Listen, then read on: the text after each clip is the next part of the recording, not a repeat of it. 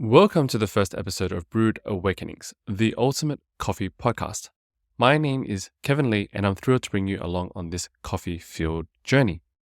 For those of you who love coffee as much as I do, this podcast is for you. Each month, we talk to coffee shop owners and operators from around the world about their journey in their industry, their unique ideas, and their thoughts on the future of coffee. So whether you're a coffee shop owner looking for new ideas, or just a coffee lover interested in the behind the scenes of your favorite cafe, Brewed Awakenings has something for you.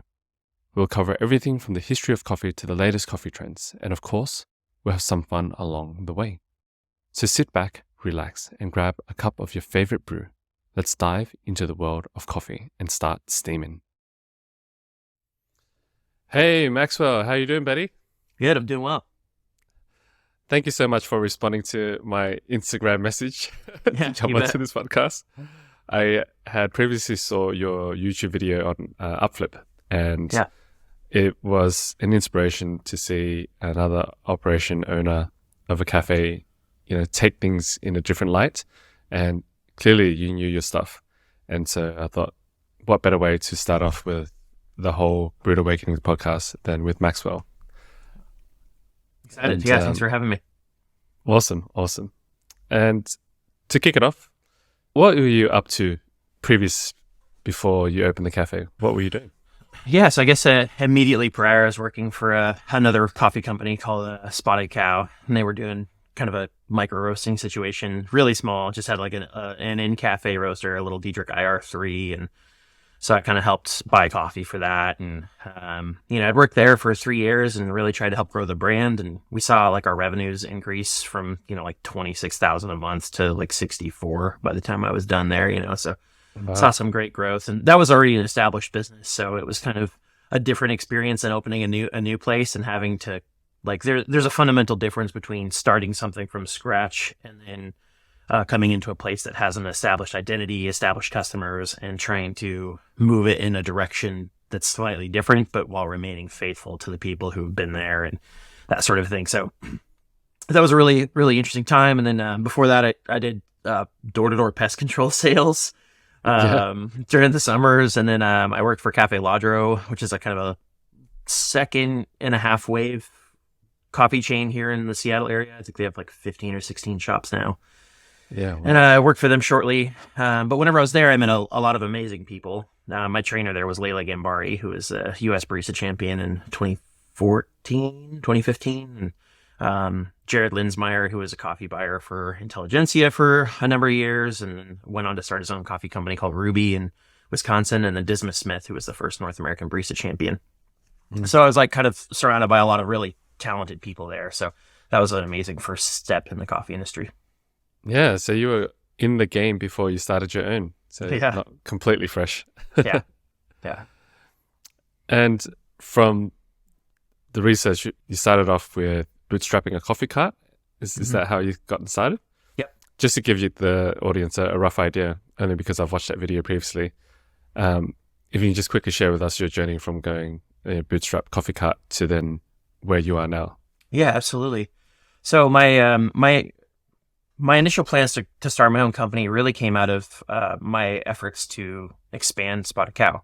I was trying to grow the business there, and I was just kind of running out of places to grow. And the manager that was there was doing a really good job, but I just kind of needed to be in a place to provide more for my family at that point. And so I had approached the leadership team there about possibly expanding and opening an additional location so I could, take over in leadership there and grow my own career. That sort of a thing. And I had put together an expansion proposal. It was like 8 or 9 pages long and had done a good amount of market research and all of those sorts of things. And I felt really good about it. And I had selected a city that was close to us, but it was called Everett.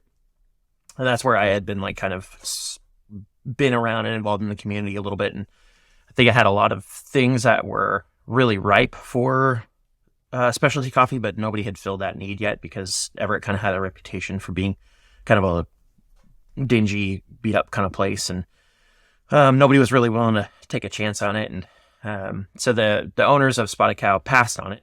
And so I asked them from then if they would be okay if I started pursuing doing that for myself. and they were okay with that and they supported that. So I did that I kind of converted that expansion proposal into a business plan for my own business, and then started working on making that come to life. And that was about a 1.5 year long process where I was at Spotted Cow, still working there and growing their business, but also kind of working on my own in my free time. Pretty much every waking moment was spent working on starting Narrative, essentially. So my business is Narrative Coffee. And so I kind of was sitting around for about a 1.5 years. And during that time, a church that I had the church that I had worked for had been renting space in their building. And they had an old like 80s era like espresso cart that they had set up years ago and had just been moved down to the basement and was just kind of sitting there. It had an old 1988 Los San Marco FCS 85 Leva. So just an old school heat exchanger machine, worth maybe $1,200 on the used market. And then the cart had it had its own electrical box and, those kinds of things. It had a hand sink on it. So it had like kind of the bare bones essentials that I would need, but it's pretty beat up and not in super great shape. But it took it and kind of, I'd offered the money for it and years prior, and they hadn't wanted to take me up on it. And finally, they were just like trying to clear out their basement, and they'd remembered that I had approached them about it, and so they just asked if I wanted to take it. And I said absolutely. So I showed up that night and picked it up, and then I just kind of spent like $300 just kind of getting it renovated, and I like tore the whole machine down. And there was one remaining supplier of parts for that espresso machine company, and it happened to be in Seattle area for that particular era of espresso machines, rather. And so I bought a bunch of like replacement parts for all the gaskets and O-rings and all that stuff, and stripped the machine down and tore it down, and then rebuilt it from the ground up and painted it. It had some rust and those sorts of things because it was an old machine. So painted the frame and painted the side panels and just kind of did some work to make it look a little bit nicer, and just rattle cans in my garage, in December, which in the States, December is cold time. So I had to like have a heater rigged up in there and not try to explode while I was using little spray cans, and that sort of thing. So I did that, and I kind of just put some beadboard up on the cart, and it had like old 80s era, like emerald laminate on it, that was just very dated. So just tried to like get it up to stuff as reasonably as possible. So I put $300 into that cart and got it all up and running. And I had just kind of been working on that. And while I was working on Narrative, and my hope was to have a location picked and like actually start with a brick and mortar. And just nothing was working. I had visited like 8 different spaces, and I could just never because I come from a really poor family. And my dad's a truck driver. My mom was disabled for like 20 years. So I didn't have any money. Like we didn't have any family money. We don't own a home, so I couldn't get business loans with like using my home as a collateral or anything. So I had to kind of pursue creative ways of funding a thing, and I could just never make it work. I could never find a location and then align funding at the same time. And I was kind of getting pretty tired of just waiting and like nothing ever working. So I have this thing this cart in my garage, and I had catered a wedding for a friend at one point, and I was like, man, this thing's just sitting here. I'm like, I have a small cafe cart situation just here, and so I started reaching out to people at the city that I wanted to be in, and was just like, hey, if you know of any places, anybody like a barber shop or anybody who would be down to like let me post up and just start, that'd be awesome. I'd love that. And finally I heard back that the city had a park that they wanted to have activated because it was kind of underutilized. And so they thought maybe if there was some sort of a vendor or reason for people to come to it, that people would spend more time in it. And they had like power, and they had like a little commissary space that I could rent on site too. So it was just kind of a unique little situation that allowed me to end up opening up there. And so I popped up and did a little pop up there from July 4th to October 1st. Whenever I announced that I was doing that pop-up, I went full time and did that, and it was tight. I'll tell you what. We took a major pay cut, and I was making a barista's wage. So a pay cut on a barista's wage is pretty challenging to deal with. Yeah. And so it was pretty tight. But whenever I had announced that I was going to be doing that, I had a friend, and he had bought some old V60 filters off me that we'd ordered the wrong size, and so he bought the V60 filters off me. And I'd struck up a relationship with him, and like I was competing at that time doing barista competitions. And actually, I had, you might appreciate this. I was using a coffee from Papua New Guinea, which is not super common. And Craig Simon actually was a judge at USBC that year. I don't know if you know Craig. Yes, I said. But he had some really kind things to say about that. He said it was the best Papua New Guinean coffee he'd ever had in his life. And so it was like a really, it was just a really special moment. And like, you don't get to do that very often. And so I had this really fun coffee, and I was able to share it with him, and he was just like shocked by how good this coffee was from PNG. And, and so it was kind of a cool moment. And, whenever I had announced that I was going to be doing this pop-up, he reached out and was like, "Hey, like, I'm really excited for you, super support you. If you ever need any help, let me know." And I was like, "Hey, what you mean by help?" Because I knew that he had like worked at Microsoft and that sort of thing. And he's like, "Well, if you need some money," and I was like, "Well, as a matter of fact, I do." And so we kind of started talking from then, and then he became a partner in the business, and it's just been an amazing business partner. And we I was very intentional about making sure that we aligned visionally, that we kind of had the same thing in mind, so that when push comes to shove, and when things get tight, and when there are recessions and those sorts of things, that we would be on the same page as far as values go. Because I've seen coffee companies that I've loved and respected that were doing really amazing work. When things got tight, they made cuts and decisions in places that I would not have done that, because I felt like it hurt the soul of the company and kind of challenged the mission that they had originally been sort of oriented toward. And I just didn't want to see that happen. So I just wanted to make sure we were on the same page and all those sorts of things. And so he partnered in the business, and then we were able to fund it through him. So he's just been an amazing partner since. So we've since opened a cafe entirely on our out of the business. So it's like we took a loan from him initially, and then we're able to grow the business, and they got an amazing opportunity for a second location that we didn't have to take out any additional debt really for, and that sort of thing. So, it's been quite a fun journey. Wow, man. Okay, that's an incredible story to start off with, Maxwell. I think, man, that was a really bootstrapped startup. It was. It's really scrapping things together, but you got to make it work, right? And you sound really resourceful, and you put all your time and effort, blood, sweat, and tears into it, and you got it up and running. You found gaps and opportunities, and people let you open up. And it just a few questions to tack onto that story. First of all, I'm just really curious. So, how much is a barista's wage in the US? Well, it depends on where you're at. Cost of living is so different on like the West Coast versus like the East, or even like in the Midwest, So it really depends. It's pretty usually close to minimum. Then tips get added on top of it, and depending on the cafe that you're in, that can get you up in the middle range. But like on the low end, like most baristas are, if they're working full time, they're bringing in maybe 30,000 USD up to like most of my employees now, they're making like 45 if they're working full time, 45K a year. Whenever I was working, I think I was bringing in 32,000 a year as a barista.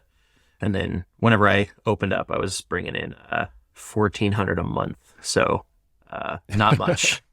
It was tight. So you were running this cart for a couple of months, and then Craig Simon, was it? Well, he would judge my barista competition that the year previous, but I'd been running the cart for a few months. It was after that particular competition season. And so basically, you're running the cart for a period of time. Craig Simon, you guys got together. And Craig's not my business partner. My business partner is George Orr. Yeah. Craig is just he was an Australian barista champion, and happened to be one of my judges at the United States Barista Competition that year. Right. Okay. But my business partner, I had given him that same coffee that I'd served at USBC that year. So then he was excited about it and knew who I was, and then we built a relationship from that coffee. Right. Okay. That makes it more clear now. And then you went from coffee cart found an investor, a business partner that aligns. Then you started off with the first brick and mortar Narrative Coffee. Yeah. And then from there, you found an opportunity for a second store and went from there. Yep. And how did you know it was time for the second one, technically? Because the second brick and mortar store. Yeah. Yeah. So we had we kind of looked for a variety of different benchmarks that we felt like would need to be in place before we were ready for an additional one. I think the largest one has been mostly, I've seen like places that start with one location and then add locations. I've seen that go poorly enough times to where folks just didn't really consider all of the systems that they would need to be in place to facilitate a relationship like that, between kind of two locations, and what it looks like to align them and make sure that they're on kind of a similar page. So I wanted to make sure we had like the tool sets in advance. So, just like training materials, making sure that they were aligned, making sure that we had like the human like component of things. It's like you really need to have visual alignment as a company. So you need to understand your values first and foremost, and you need to really be secure on those. And then you can kind of use values as a decision-making calculus and those sorts of things. So they help you attract the type of people that believe in what you're doing. And then you can kind of use that culture that's built from there to bring in new folks and use that as a springboard for an additional kind of location. So I just wanted to make sure that we had like a good hiring system down, and making sure that we could not only find the right type of folks, but make sure that they felt good and that they were enjoying working in that kind of an environment. I wanted to make sure I was a good employer first, essentially, and just making sure that we're where we need to be. And then they're just a raw profit-based kind of thing. You have to be making money to really facilitate that, because if you're losing money all the time, then if you just add another location, you're just losing twice the amount of money, Yeah. So you just need to make sure that you're healthy. And that's one thing that that the coffee industry has somewhat hurt itself in my opinion, is the sort of demonization of profit.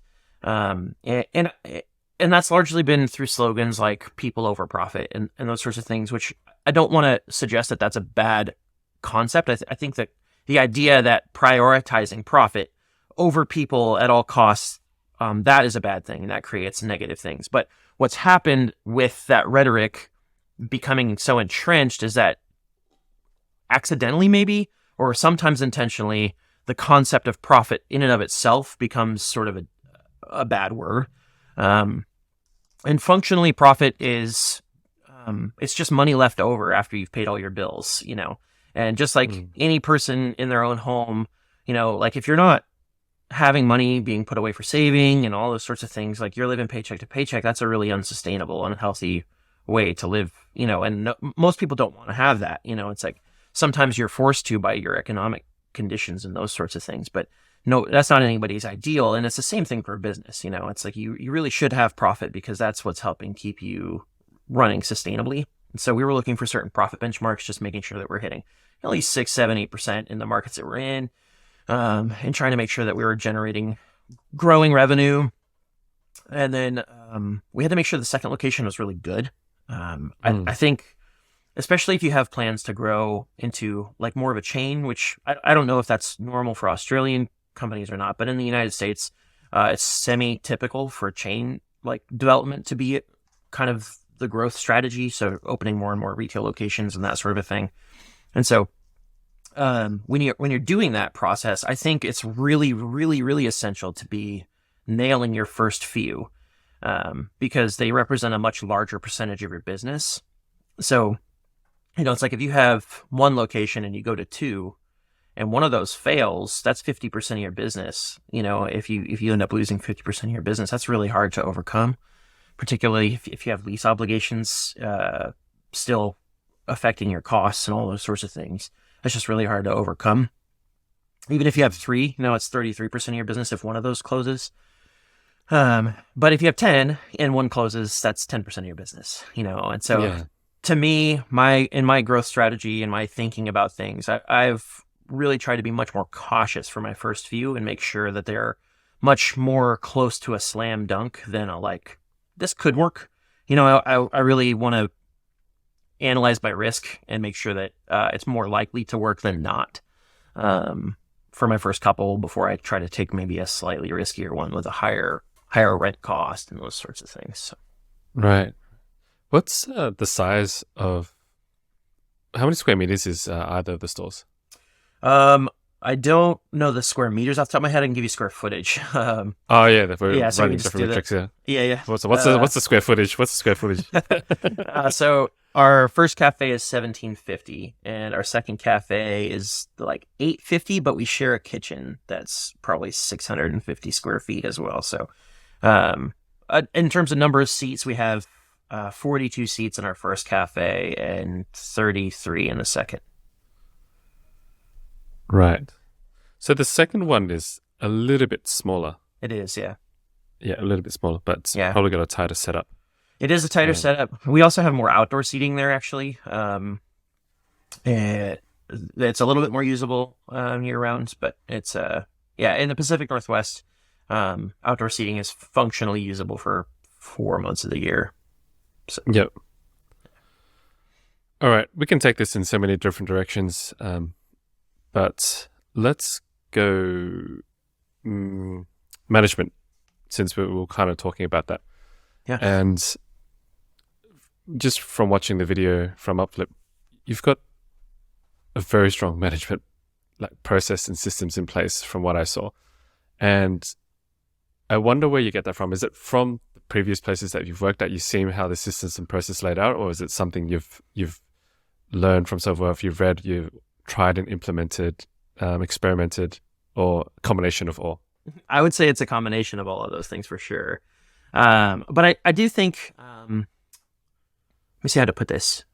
I tend to be a fairly logical person. Logic and reason is my primary intended decision-making process. I'm looking more at trying to firmly understand something intellectually and making sure that it's rigorous. And that's not to say that's the only thing that I use to make decisions. Sometimes there's a little bit of gut feeling that goes in there, which I think is actually sometimes also logically oriented. It's just your body's ability to interpret data sets that you're not consciously aware of. And so sometimes you have a gut feeling because you're picking up more than you realize. But generally speaking, reason is far and away the thing that I look to. And using data to make decisions. And that I have learned from other people, from outside of my experiences, from just watching successful entrepreneurs and successful thinkers prioritizing data as like the primary means of acquiring information to make decisions on. So that I've learned from others and just watching and learning. But my use of systems, one, I would say it stems from my first official job, which is I worked at McDonald's for about 3 years, just as a crew member. I was 16 whenever I started working there. And just like watching how everything was set up from a systems standpoint is really an impressive feat. And there's just an absolute gold mine of knowledge that you can gain just from working there. If you have your eyes open, and I always kind of say, you get out of something what you put in. And so whenever I was there, I was always thinking like, why is this done this way? Not just like, this is how it's done, but why is it done this way? And that question has gone with me sort of everywhere I've ever been. But it was particularly useful at McDonald's because it is such an incredibly well-run organization. It's an insane machine. They have everything dialed at all times. They have training regimens. They have SOPs or standard operating procedures for every particular station within the company. And then they have a grading system based on how successful you are at operating that particular station, which is something most managers intuitively understand. They know like maybe this person's better at hosting someone and like taking orders, and this person's better at making drinks and those sorts of things. But they have a systematized way of doing it where they assign a 1 to 4 number for each station, and then managers have like a personnel file with each person, and then they have assignments for each station, and then a manager on the floor is able to see where each person's skill set lies. And so if you're a 1, you're extremely good at that station. And if you're a 4, you're not as good at that station. And so like what they'll do is during high volume periods, when push comes to shove, they'll have what they call aces in their places. So everybody who's a 1 gets like, everybody goes to a station that they are exceedingly competent in. And then during the slower periods, they'll actually take folks who are bad at those stations and they'll put them in that station so they can begin to improve, because they understand that like people need practice, right? And you can't get good at something if you never do it. And so they were just really regimented and structured around that. They also were constantly looking at labor costs and those sorts of things, and managers would, I've chosen to take a different path, but I understand why they did it. But, it's like anytime labor would get above 18% for an hour, they would start asking folks to go home. And like their labor runs at 18% there, which is unbelievable. Most coffee companies are like 30. Most of them, in actuality, 30 is the goal. And in actuality, it's closer to 40, Yeah. But like they run at 18% and they're sending people home if it's 18%, and so just like thinking about stuff like that and having that experience of seeing that and going through a little bit, they worked on promoting me to a manager when I was there, but I was only 17 when that was happening. And legally, their policies didn't allow you to be a manager if you were under 18. So I like had to wait, and then I went off to college and that sort of thing. But I just learned so much just from being just a crew member there, So I think that's like where a lot of that came from, is seeing how successful those types of things are, and how they sort of allow someone to come in, and they're tools, right? It's a tool to help support managers and help support the crew, because there's a pathway written down for everything. So everybody knows where they're at any given point in time. And if you want to grow, there's a clear opportunity to do that. And everything's like written down. Nothing is left to be vague that shouldn't be.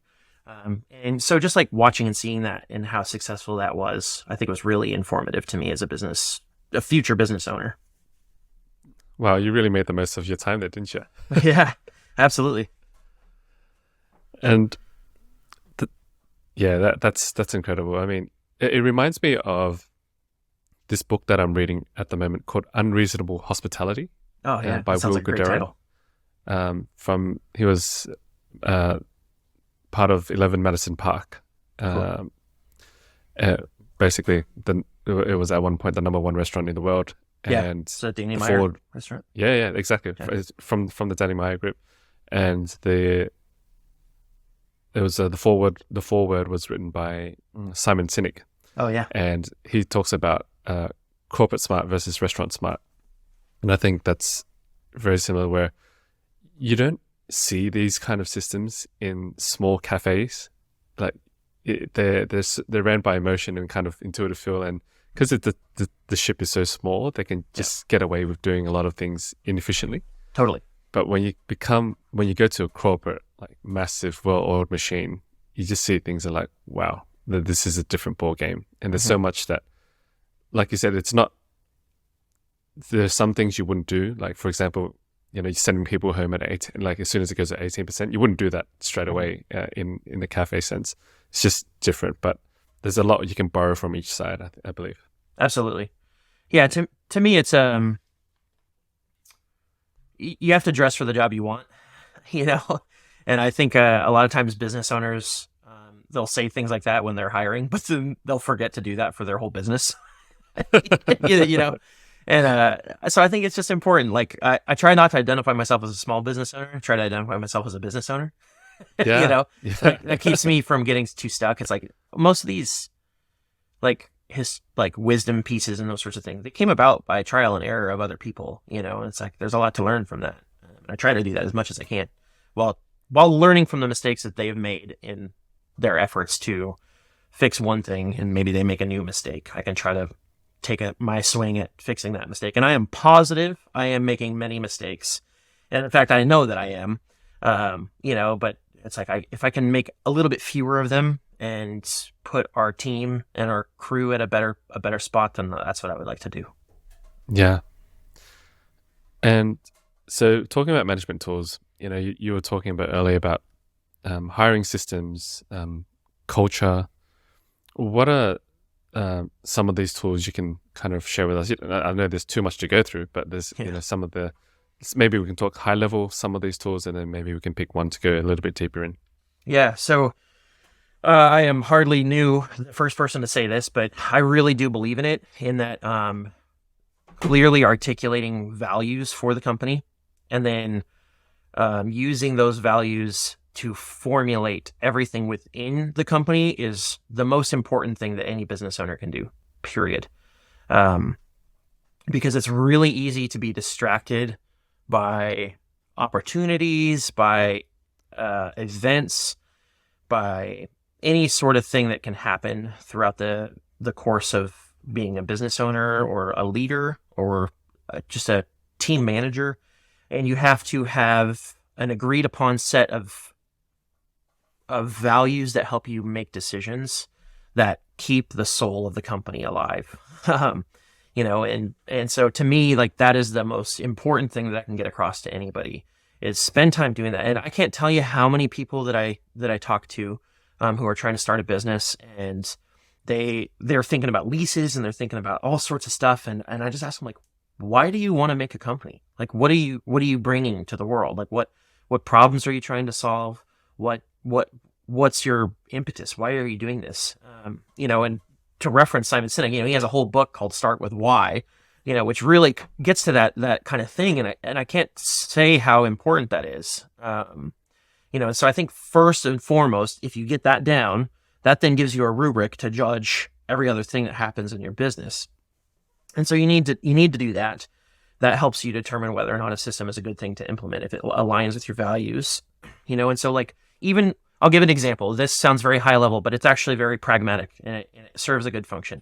So our 4 values are: number 1, hospitality is paramount. Number 2, quality offered humbly. Number 3 is make room at the table for everyone. And number 4 is to create community. So whenever I'm hiring, for example, I am looking to make sure that every single interview question that I ask directly ties back to one of those 4 values, in terms of understanding if the person that I'm interviewing naturally embodies those things, or if they believe in those things, and they want to see those same types of values brought to life. So this idea of having clearly articulated values directly impacts kind of the pragmatic day-to-day realities of things like hiring, for example. So for us, I have a list of interview questions that I have crafted specifically to tie back, where each interview question has to tie back to one of our values. So I'm kind of using those interview questions as a means of understanding if this person naturally sort of embodies the values that we look for, and that we kind of are in agreement that we are working toward together. And so, it's like I'm asking those questions to tease out if that person naturally embodies those values. So that way I can make sure that I'm hiring people that are going to be on mission with us, that we're on the same goal. Additionally, if I have a system for, let's say, company discipline, right? That's like the least favorite thing for most managers, is like discipline things. One, are my infractions related directly to the values that we have, right? And so, like, you could take something like insubordination, for example. Like, is that directly related to any of those 4 values of hospitality being offered humbly, hospitality being paramount, quality being offered humbly, making room for everyone, or creating community? Well, insubordination sort of falls into that creating community thing, where it's our job to create an environment for our staff that they trust what we're doing, that we clearly articulate boundaries, and that we uphold those boundaries when they're crossed, because our ultimate goal is to serve our guests well. And so if we don't have an agreement as far as our team in terms of what behaviors are acceptable or not, then we can't serve our guests well, and we can't create a healthy community where we all are on the same page. All right. So, like, then you are able to build your disciplinary system that's like attached directly to each one of those things, clearly communicates. It also forces you to, when you are doing that, to do it in such a way that it honors your employees, and honors your staff, and gives them opportunities to make right if something bad happens. Because ultimately my goal is for hospitality to be paramount. And that goes for my staff too. My job is to practice hospitality with my staff as much as it is for them to practice hospitality with our guests. Right. And so, like, when you do that, it gives you a framework and a rubric that you get to then build all the other things around. It also makes you take costing seriously, because you need to offer quality products. And there's a point where if you're offering quality, the inputs of your costs are higher. But in order for you to practice the best hospitality, you need to make sure that you're not wasting things and that you can offer the best price for your guests so that they're able to enjoy that more regularly, right? And those sorts of things. And so reducing waste is fundamentally tied to the value sets. And that really comes down to everything. I think about like training programs, right? Like, how can I help someone who's never worked in coffee before? Because most of the times I'm looking for folks that embody our values more than whether or not they've worked in coffee. So we tend to hire a lot of people who have no coffee experience at all, but they naturally embody these values. So how can I take someone who is oriented toward the same direction as me and our company, and how can I help them get from knowing nothing about coffee to knowing as much as they need to know to serve our guests really well when they're talking about, the latest carbonic macerated, anaerobic fermented like Cedra, so like it's important for me to think about like, how am I doing that, and how am I doing that in such a way that it practices hospitality for that new employee so that they feel supported, they feel like they have the tools that they need to handle these questions that are coming to them. And so that sort of like necessarily frames my mind of like, what tools do I need to have in place so that we can live out these values in every possible scenario. So that's like my big thing, is just making sure that I'm asking that.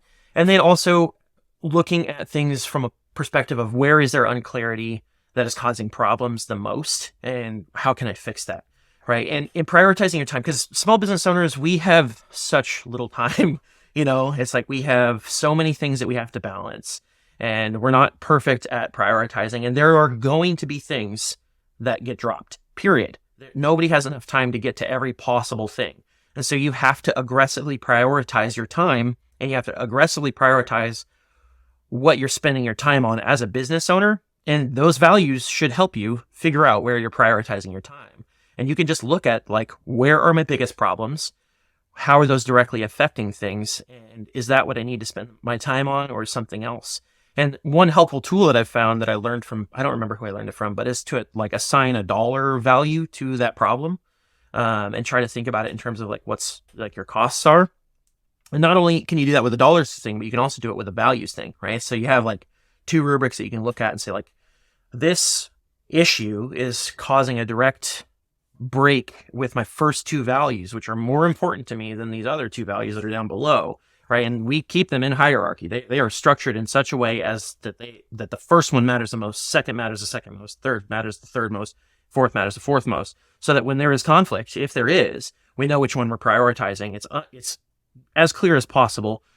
And then we can also attach dollar amounts so that we know where to focus our priorities, right? So like, where are these issues that come up? Where are they?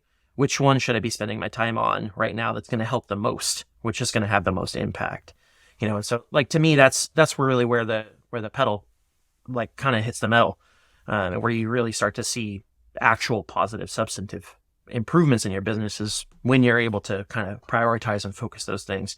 And, it's like, if you're a business owner and you're listening to this, that there are times when you make decisions that some of your staff aren't the same priorities that they would like to see, and kind of, you have to just be okay with the fact that like, you see a bigger set of the picture than they're able to. And like, something that's a big deal in their life might not be the biggest deal in the overall scheme of things, but you still have the obligation to try to alleviate that for them as much as possible too, right?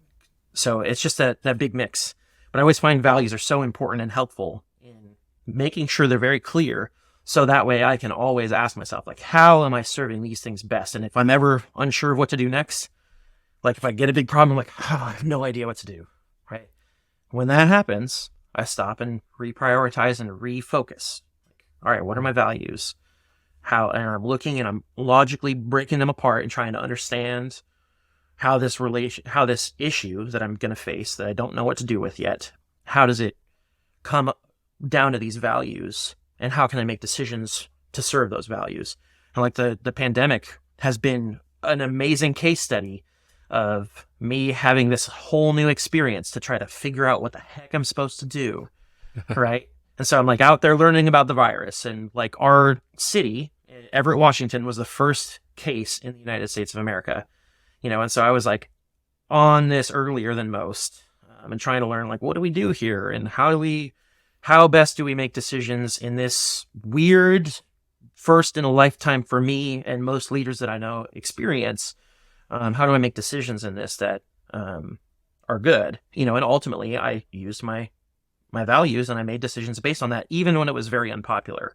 And I made those decisions based on those values and didn't apologize for it. It's like there was a period of time, and it's okay if people have differences of opinion, but there was a period of time where a lot of folks were pushing for like vaccine mandates for employees and all those sorts of things. And I chose not to do that as an act of hospitality for my guests or my staff, because the vaccines were not preventing spread between people. And so I was asking the question, like, well, what benefit does that offer towards hospitality for my staff that have been here and those sorts of things? And most of my staff got vaccinated. It's like most of them were on it. And I very publicly announced to my staff, like, this is my recommended thing that you do get it. That's my professional recommendation. I would encourage all of you to do it. Here's my reasons why. But at the end of the day, I'm not going to force you to do that because, frankly, it's not my business. But at the end of the day, like, that helped me just come up with a system and processes to ask during those unclear times, which was super helpful. So I highly recommend it to anybody who's trying to start a business. Is put effort and work into that and make sure that you have it down, because that's what helps determine the direction and the soul of your company. Yeah. Well, I love that you're using the value system as a filtering for pretty much every decision that you make for the business. And it's not something that is often used enough, I think, especially now in our industry, because you kind of read a bit more about those in startup companies, because, they've kind of start with all these values, they kind of build out from there. But in hospitality, they're kind of just all hands on deck. Let's just get it running and get it going and fix it as it comes. And they don't really think too deeply about the core values and stuff like that. And I think two resources for the audience, if they want to dive a bit deeper into this, as one that Maxwell recommended, Start with Why by Simon Sinek is a good one. Another one is Good to Great by Jim Collins, and one that is also great with some systems and understanding a bit more values and how it affects decisions in the business is Traction by Daniel Wickman. That's another good one that implements the EOS system. So those are some good resources for people to take a look down if they're interested in really going deeper into that space. Awesome. And let's go into some financings. Man, our industry is super tight with margins. Like you said, 5, 6, 7, 8%. How do you keep everything tight and above water? Anything that is unknown is unmanaged. You can't manage what you don't know. And so, when you have really tight margins, you do not have room to guess, and I think that it's really elementary in the sense that, like, anybody who goes to an MBA is like, yeah, know your costs, blah, blah, blah, blah, blah. But it's like, the reality is that it takes freaking work to, like, know always what your costs are. Like, and you, especially if you're a small business owner, you've got a million plates spinning and you're trying to juggle 40 different things. And you've got people asking you for, like, hey, we need this. Hey, we need to get that. Hey, we're not getting enough hours here and we're getting our tails kicked on a Saturday, and, like, you're trying to, like, balance all of those things. And it's one of those things where, like, because there's not a sense of urgency from other people, a lot of times it's sort of a delayed marker in terms of understanding pricing. People tend to leave it and they forget about it, or they'll only do it once a year or once every 2 years, or only at the point where they keep getting busier and they keep making less money, and it's and so it's one of those things that you really have to track regularly, because it necessarily affects the health of your business.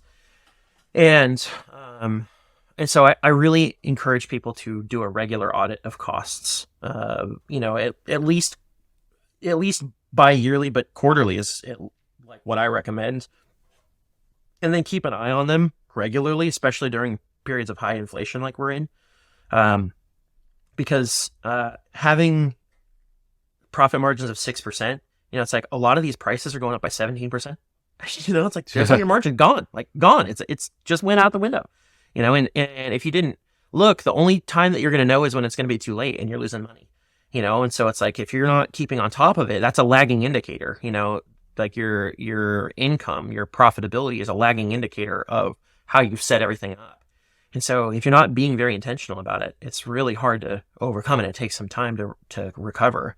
So doing it seriously and knowing and having systems for it helps you manage it, because it's not an unknown entity at that point. You can know, like, okay, if we don't raise our prices this by this point, we're going to be losing money again, or we're not going to be maintaining this profit margin that we really need. So that's a really big thing. Additional things that I think about that I think a lot of folks don't consider is how challenging it is, literally from a physical standpoint, to raise your prices. Because I see some people with like menu boards that are like fully built out, and they have like vinyl printed costs on them, and they have them over their main, like over their bar. And every time they have to adjust something, it's this huge amount of work. It takes 12, 14 hours, and I think people just don't think about that kind of stuff. They're like, oh, this looks cool, and so they just like stick with that. And it just is really challenging. So like, I would encourage people to consider how difficult it is to do that with your menus. And a lot of the folks that I've seen who are really good operators, sometimes they'll start with a menu that's very static, and then they'll kind of like slowly move it to where it's less static. Maybe they have their core items static, but then they don't have prices for them, and then they just like let people know what they are. Or they have a printed menu on the thing or something. So yeah, those are all kind of on my mind. So. Yeah, I think part of it is also a lot of people, I think, aren't completely aware of their costs. Mm-hmm. They've got to really break it down. And I've seen in the video that you were interviewed in, you have your Excel sheets, and you have a breakdown of everything that you sell, from coffee to food, all the ingredients required, the costing required. And I didn't really get onto that until later on in the business, and then. But like you said, it's already too late, because you have already been losing money for a period of time. And then looking at these Excel sheets, you're putting everything in. You're like, oh, okay, so those are my margins. Oh, I'm actually losing money on that, this and that. And that's one part of the equation. And the other part of the equation is just, like you said, you got to keep an eye on everything that you're buying. And one thing that increases, and like you said, high inflation period right now, and even coffee prices are going up, and everything is going up. And so you've got to adjust on the fly. But if you don't catch these things and on the regular, you can be, like you said, with very little margins that we work on, that can just all go out the window. Yep. And I find this industry so tough, because not only slim margins, but we're in a space that things break all the time. Like, oh man. Fridge goes down, far out, right? Like that's the freaking ice machine. I have a regular war with our ice machine. And like that's stuff, like the margin just flies out the window. Like, I know. And you can't. I mean, I guess you could factor in for that and go, look, I'll set aside X percentage for all the repairs and equipment and stuff like that. But sometimes you don't account for that. Yeah. Yeah, it's good to budget.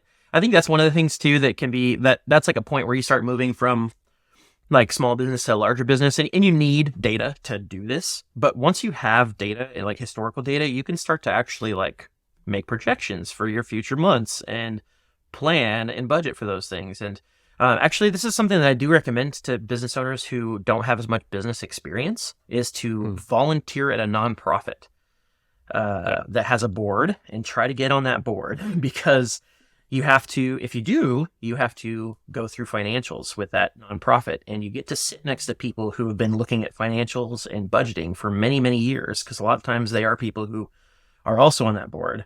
And so you get free education from them by just sitting in on that board meeting, which is something that I highly encourage to people, because they don't realize how much they can learn just by sitting and observing and watching. So highly recommend that. But you can start budgeting out for things like maintenance and repairs and all those sorts of things. So it can be helpful. So, but all that to say, man, I feel you. Yeah. Right. I'm curious. So in the States, is the breakdown of the business, I wonder if it's very different to Australia in terms of percentage of the business that goes towards rent, wages and stuff like that. For example, you were talking about roughly about aiming for 30% for labor, or are you going about 35 or pushing for 40? What's your model? Totally. So my ideal is 30% labor, 30% cost of goods, 20% general expenses, 10% for rent, and then 10% profit. And that's what I understand to be industry standard. In my particular state, we have the highest minimum wage in the country. And so our labor necessarily is a little bit more expensive. But what I do is I combine my labor and my COGS and shoot for 60%. So if I'm going to be a little higher on my labor, I'm shooting for slightly lower COGS. And so I try to use those two things together as my sort of like mechanism that I can tweak. And then I also try to get my general expenses as low as possible. And so like I tend to be in a little bit, and this is a little bit different for me compared to a lot of places, but like I am not in the major city. Like I'm not in Seattle where rents are really, really high comparatively. I'm in a little bit more of a affordable, kind of commercially affordable. Residential costs are almost the same, but commercial costs are a lot cheaper where I'm at, in both locations. And so, it's like any extra little bit that I get to not have going to rent goes to hopefully profit, so I'm like just trying to like eke out a little bit of extra profit from keeping like our overhead expenses a little bit lower if at all possible, and those sorts of things. Yeah. So, but that's kind of the rough breakdown. Yeah. Thank you for that. Is that typical for Australia as well? Yeah. It's almost impossible for us to keep the labor at 30% here. Yeah. Labor costs in Australia is very high. Yeah. It's getting higher, and especially in this economic climate we're in with COVID, and we don't get many travelers coming to Australia and students and studying here. So the market for staff is extremely difficult. So everyone's pushing for higher rates as well. They know that they can get it because that's what all the big guys are paying. They've got unlimited pockets at the moment, and it makes it a lot more challenging for the smaller guys because you can't compete with us. Yeah.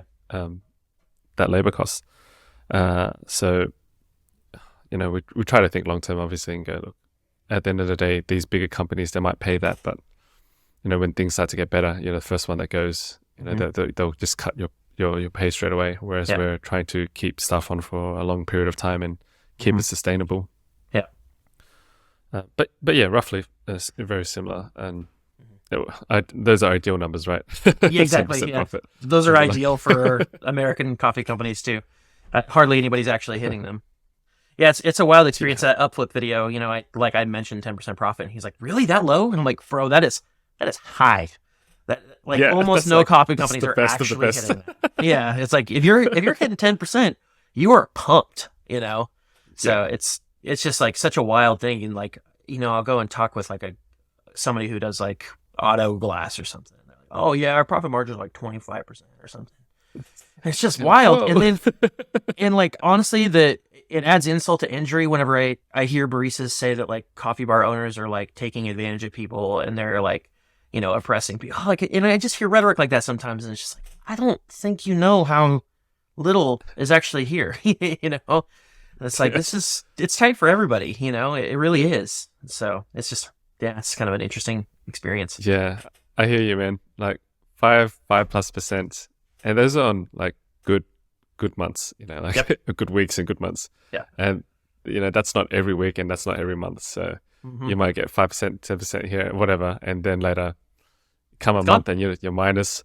Yep. It just reverses everything. Yeah. You get 3 payrolls landing in a month and it's just gone. Yeah. All right, here we are. Anyway, moving on from the sadness of our industry.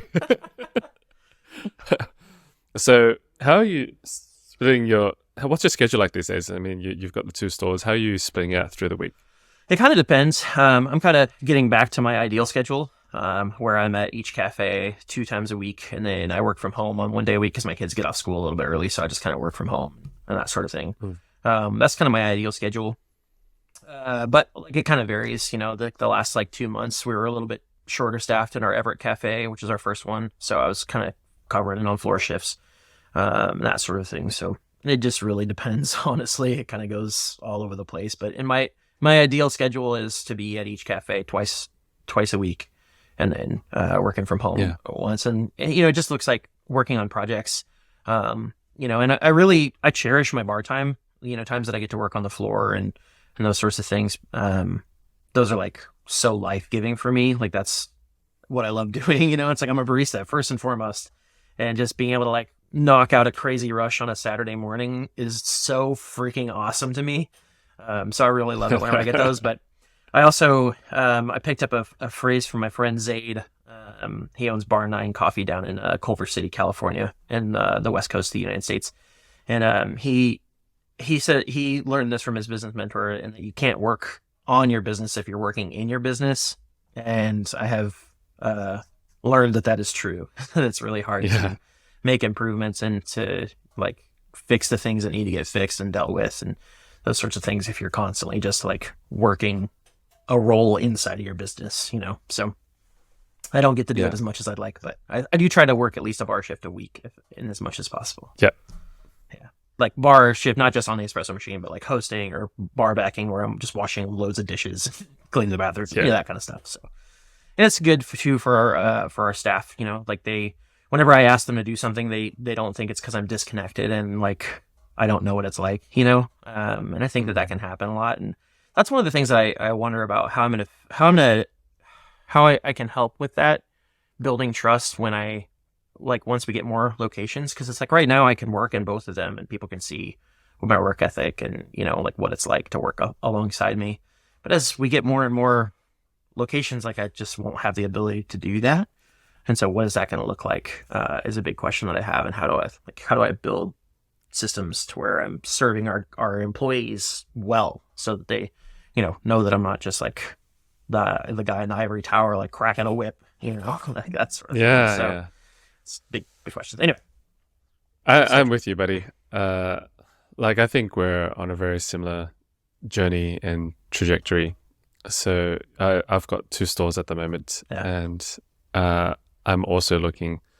I mean, the ambition with my business partners to eventually, open a few more and then create a chain out of it as well.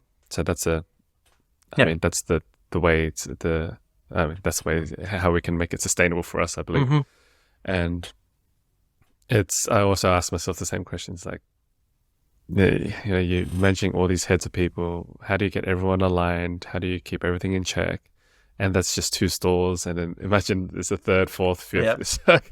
Yep. How are you going to get this message through? And similar to yourself, I bounce around both stores throughout the week, and I help them where I can. So, I'm not asking them to do anything that I'm not willing to do, stuff like that. Yeah. But I'm not sure if you come across that book by Daniel Wickman, Traction, that EOS system. Check it out. I think it might give us some guiding North Stars to help us with the development of the future stores. Great tip. I'll pick it up. Yeah. And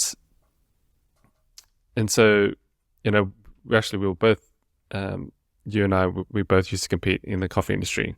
And I'm curious to check in with you. Are you still keeping up with the latest and greatest, or are you more focused on, focusing on your own business at the moment? Yeah, I kind of feel like competing again. I'm not gonna lie.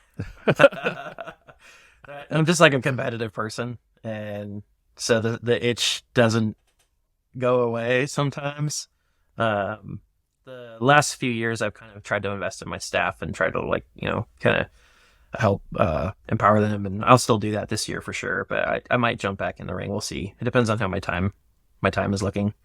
But I do try to keep up. I haven't watched Worlds this year fully and watched through all the finals or anything like that. But I've read about what's kind of going on, and I got a bunch of friends that are at that place now where they're able to be that level of competitor. It's like I know Morgan, the US Barista champion, and I know Ben Putt from Canada, and so like I'm able to kind of connect in with those folks and see what's going on and try to stay abreast of what new milk distillation techniques are happening, and what's happening on the farm level, and Yeah. whatever Diego Bermudez happens to be up to, those kinds of things. So, yeah. Yeah. I think it's also time for myself to start getting a bit more serious about the coffee side of things. I think I spent a couple of years focusing on the staff and the business, and I think it's time to get more seriously back into it. Yeah. I mean, that's why we kind of started off, right? Yeah. It's a passion for coffee, and we wanted to improve and get better and make that best cup. Yeah, exactly. Yeah, passion for people and coffee. That's the thing. Yeah. And when I was watching the upflip video, if I remember correctly, you were changing coffee roasters on the weekly with the stores? So we have like blocks of 2 months at a time. 2 months, So, okay. yeah, but the coffees change daily on the bar. So we have coffees from different roasters, and so baristas can pick in the morning which coffee they want to serve, which is really fun and not normal for a lot of cafes. A lot of times it's kind of decided. So yeah, that's kind of how our system works. Is we do an anonymous cupping every 2 months. Then we select the roasters that we're going to work with for that 2-month period based on the scores. So each coffee that they send us, we grade it.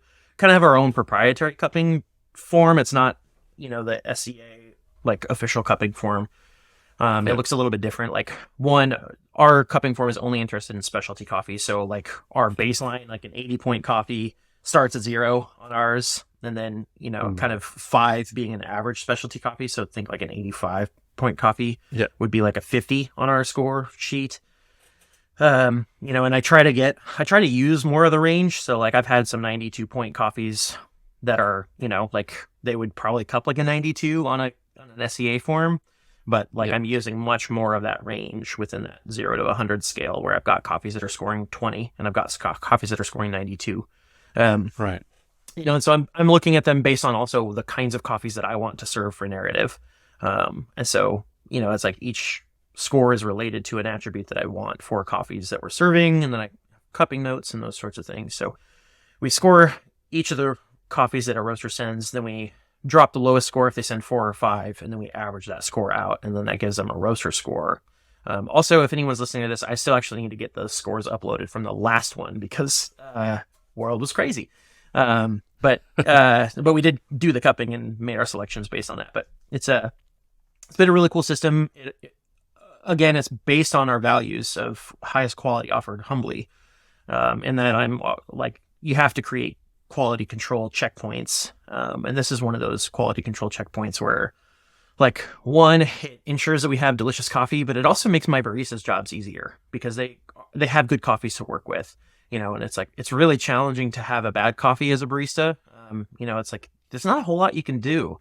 In the broad scope of it, the coffee is the most important part of the equation. And a lot of people think it's like the machine or the grinder or the person or whatever. And it's like, outside of like coffee and water are the 2 most important parts of the equation in my mind. It's like, you can even do that badly if you get this gorgeous geisha, you can still make it taste pretty good if you kind of mess up your technique a little bit because it's just so incredible. So to me, I look at it as a tool to give my baristas just good coffee. So just so I understand what you're doing a bit more better. So every 2 months, you're rotating essentially your house blend as well? Yeah, so we do keep one dedicated roaster, that's Velton's, who we work with very regularly. But we do only serve single origins, so we don't have any blends, but we kind of have our baseline coffees at a baseline price that kind of sit within that range, and then we market price every coffee. So like all of our like milk drinks and those sorts of things, they use sort of the baseline coffees, which is usually some sort of a Central or South American coffee. Tends to be washed. Sometimes it's like a honey or a natural or something, but they tend to be a little bit more. We break our coffees into 2 types, tame and wild. And so like the tame coffees are going to be the coffees that are a little bit more kind of like just solid specialty coffees. They maybe have a little bit of citrus note to them, but they're mostly like chocolate or like apple. Those types of coffees. And those are our baselines. And then we offer a wild. And so you can get either of those options on filter or espresso every single day in any drink that you sort of make that uses those things. And then we have the ability to change our price on the wild selection to match whatever the upcharge would be.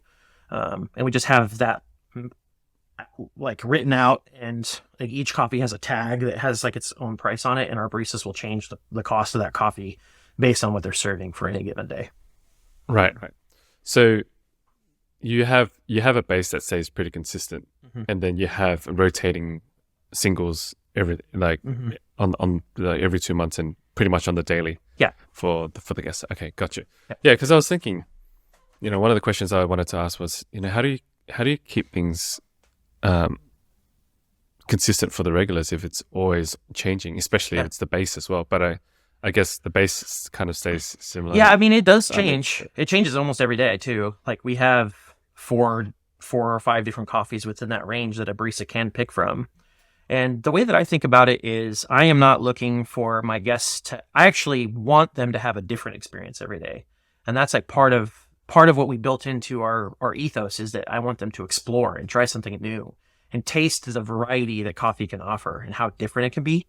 And so like that's sort of set as an expectation, we're like managing that expectation from the very beginning and letting people know like, hey, when you're coming here, we want you to, it's going to taste a little bit different each time, but we promise it'll be good every time, and that's the thing is like, you're not going to have the same taste, but you'll have the same quality of experience every time. So it's always going to be good, period.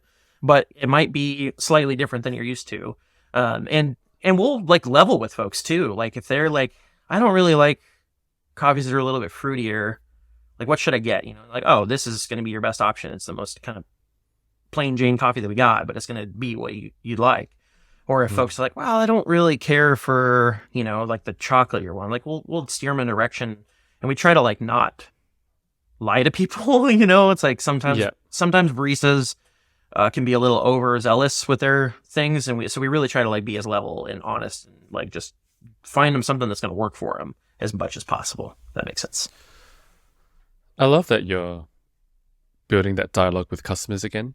I mean, it's something that I reminisce about when I had the brew bar back in the day, because it's always a dialogue. Like, oh, so what coffees are you serving? And, you have this list of a couple of coffees and you're like, oh, these are the ones that I have. What kind of flavor profile are you after? Do you like citrus? Do you like more chocolate? And, do you want to try something wild, something different? And when you move into, then when you move into a more faster paced environment, it's just like punch and go, I just want a coffee. That's it. Like, here's my money, pay, exchange, go. It's a very single way dialogue. Yeah. Whereas what you're doing, you're opening up that dialogue again. It's because you're taking away that, and it's that essentially that beginning base, and you just go, hey, well, here's the experiences. There's something different. You've got so many things on offer. It opens that. Oh, okay, what's that about? Oh, I want to try something like this, and it allows the barista or the front of house staff to connect more with the guests and go, these are these notes for that kind of coffee. You can try that, or if you're not really into that, maybe you can try this. And I think that's a beautiful way to re-engage with the guests, and a very unique model. I don't think anyone in Sydney is doing that. I don't think, not as far as I know. Yeah. So that's very cool. It's pretty atypical for where I'm at as well. Yeah. And one other thing that I want to note too, actually, is I built our menu and even our spaces to have just enough ambiguity in it to where it facilitates dialogue, where people are like, like, for example, when someone walks into our space, because we don't have overhead menus, and the most typical expression of coffee in the US is fast food style, where there's a menu overhead and you come up and order and then you just wait and get your thing, which we do that fundamentally too. But our menus are just like on a clipboard next to the register.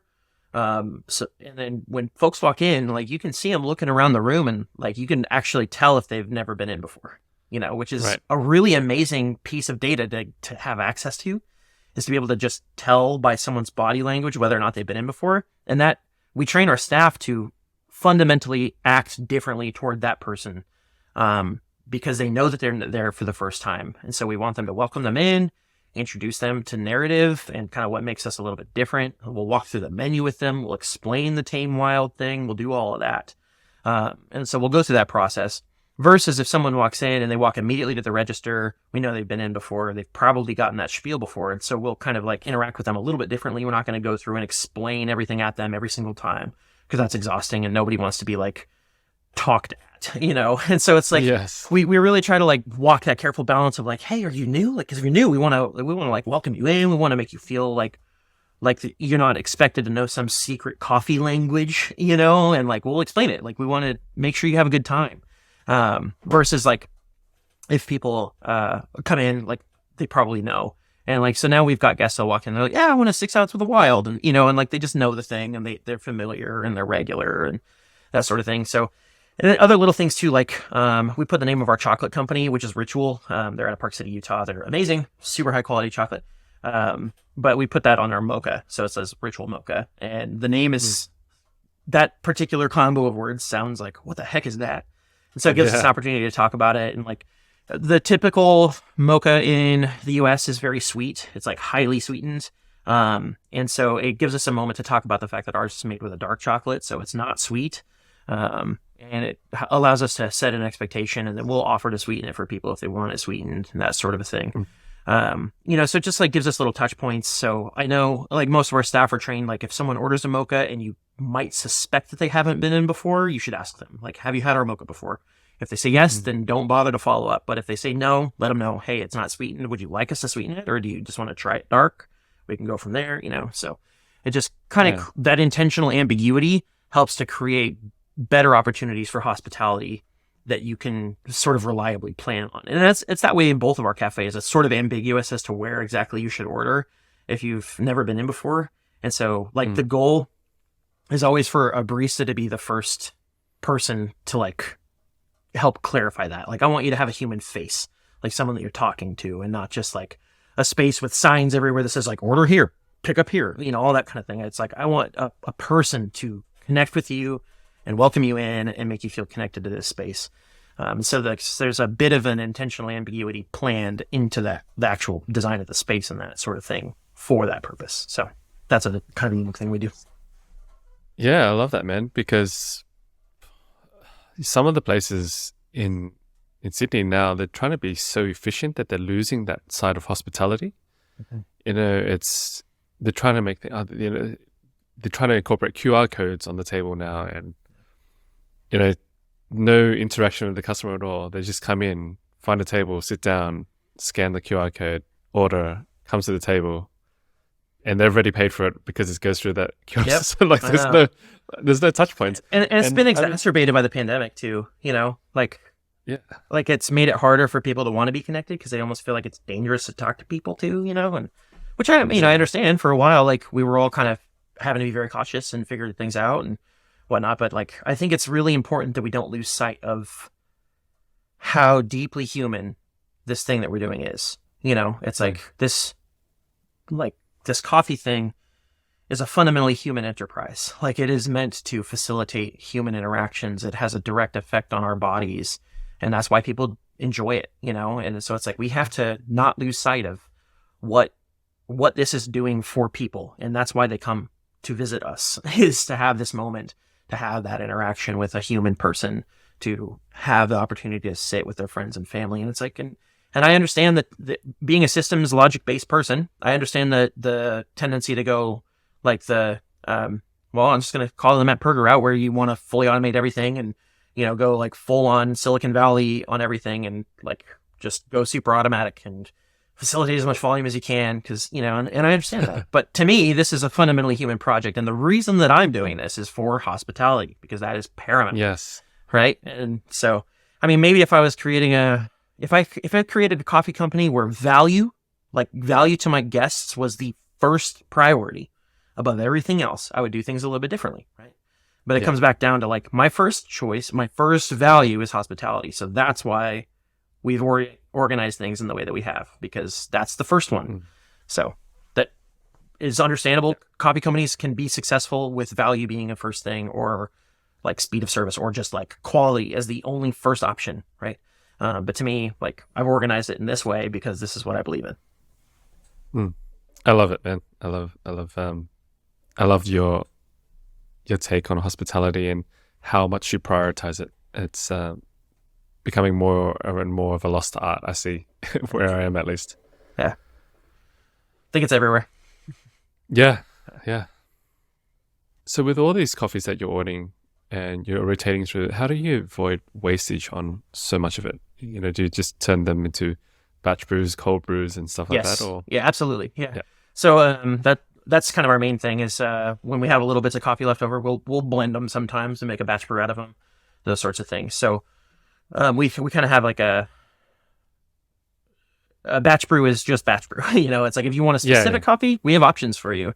But this one's the roulette. It's going to be good. I promise it's going to be worth your money, but it might be something random, you know? yeah, And so like we've had like dashes on batch brew, you know, it's like it happens. yeah, But that's kind of what I call our garbage disposal. yeah. Yeah. So, yeah. I'm curious, how much do you sell your coffees for? I mean, to say a basic black coffee and then a filter coffee? So our basic batch brew coffee is, oh man, I can't remember if it's 375 or 4 right now. Okay. So roughly and around then, and then filter coffees, the base of them starts at 6. We just raise our prices. So, and then they go up into, we've had, you know, $18, $20, like, wild coffees. Depending on the coffee, Yeah. But and most of them are the 6-7 range. Yeah. A standard 6-ounce white coffee? I think that right now is $5.50 or $6, somewhere in there. Shoot. Yeah. $5.50 or $6. Yeah. Wow. Man, Australia's charging way too little. Oh, yeah. Y'all should pick it up. I mean, you know, we're definitely buying good milk and that sort of thing, but yeah. Yeah.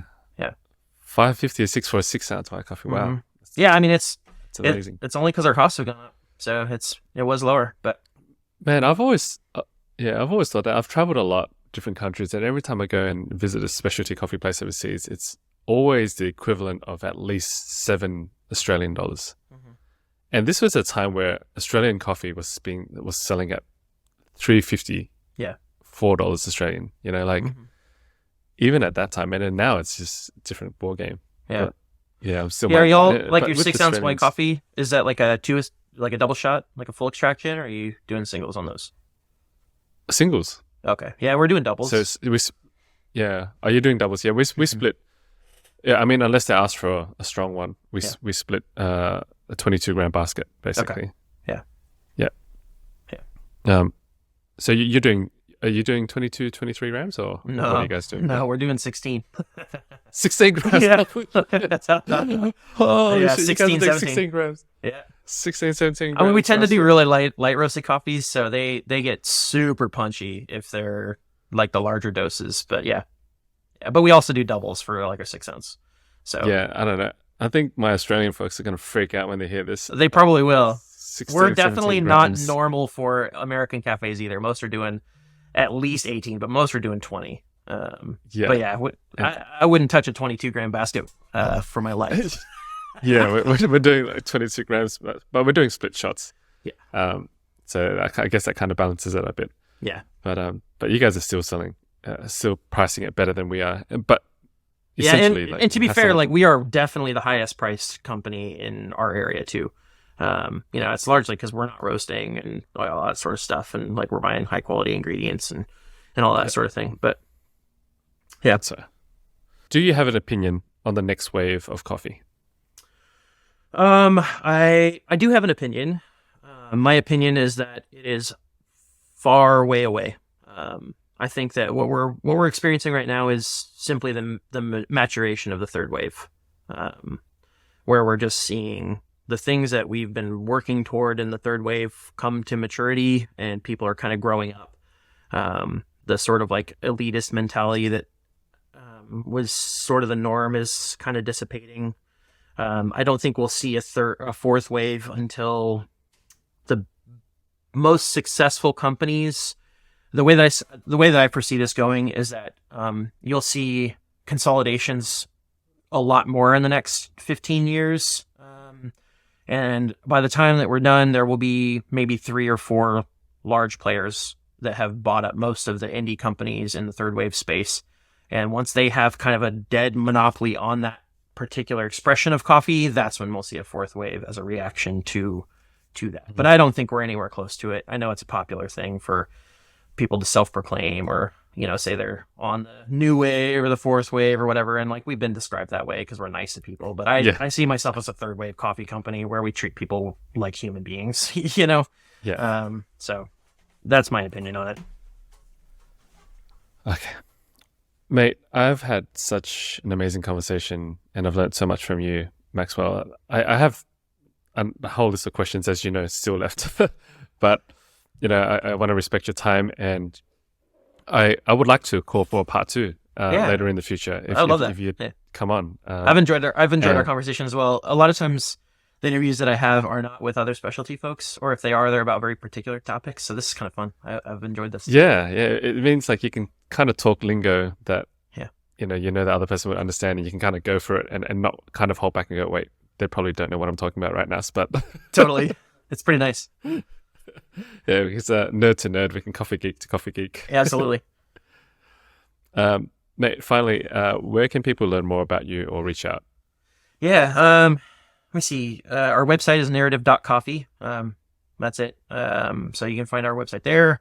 That's our Instagram handle as well, as narrative.coffee. And we're on Twitter, kind of, not really, but narrative coffee there, no dot. You can find me personally at Maxwell A. Mooney on Instagram. That's a personal account, but you can follow me there. But I try to use that more for a personal thing.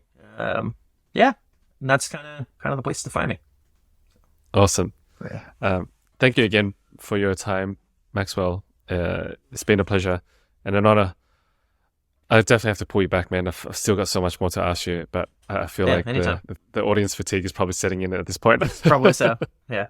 Yeah. Cool. Well, thanks so much for chatting.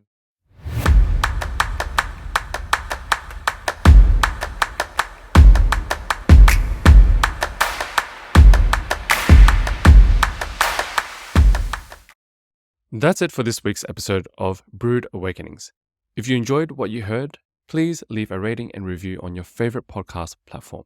And don't forget to tune in next month for more steaming hot coffee talk. Thanks for listening.